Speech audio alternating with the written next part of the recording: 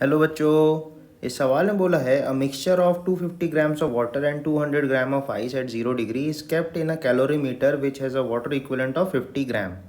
If 200 gram of steam at 100 degree Celsius is passed through this mixture, calculate the final temperature and weight of the contents of the calorimeter.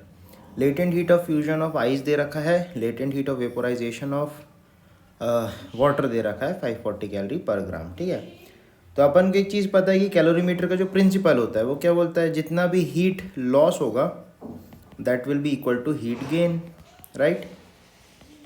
ऐसे अपन बोलते हैं calorimeter का principal. अब बोल रहा है अगर अपन सोचें कि let final temperature T final अगर मैं थोड़ी देर के लेता हूँ 100 डिग्री पे पानी पहुँच गया है, ठीक है, अज्यूम कर रहे हैं, देखते हैं अगर गड़बड़ होगा तो चेंज करेंगे अजम्पशन को। तो Q1 की अगर बात करें that is the amount of heat lost, ठीक है, एक तरफ से, दूसरी तरफ से वही अमाउंट ऑफ हीट गेन होगा, तो अपन यही वाला प्रिंसिपल लगा रहे हैं। तो Q1 को मैं लिख सकता हूँ M1L1 plus M1S delta T, ठीक है। तो यहाँ पे वैल्यूज़ पुटअप करेंगे 200 इंटू 80 प्लस 200 इंटू 1 इंटू 100, तो ये निकल के आएगी 3600 कैलोरी, ठीक है। इसी तरीके से Q2 अपन निकाल सकते हैं, that will B M water into S plus W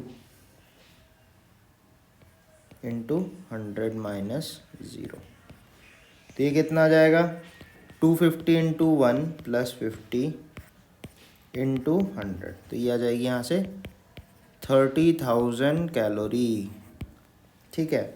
अब इसके बाद अगर टोटल हीट अपन देखें Q1 प्लस Q2, ठीक है, तो ये हो जाएगी, यहाँ पे 36,000 आएगा, सॉरी, तो ये हो जाएगी 36,000 प्लस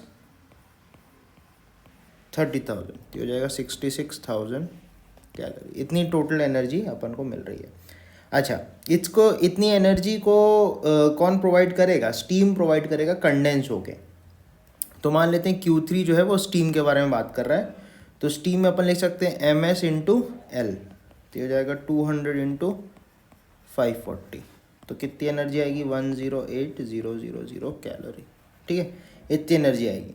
लेकिन अब आप देखो टोटल जो एनर्जी अवेलेबल है वो इतनी एनर्जी स्टीम से आ सकती है, राइट, लेकिन ज़रूरत कितने की है, ज़रूरत तो सिर्फ 66,000 की ही है।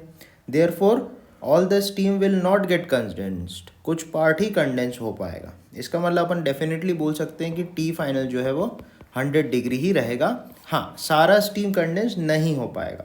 तो अच्छा, निकाल लेते हैं कितना mass of steam will be condensed, तो अपन बोलेंगे मास ऑफ स्टीम कंडेंस्ड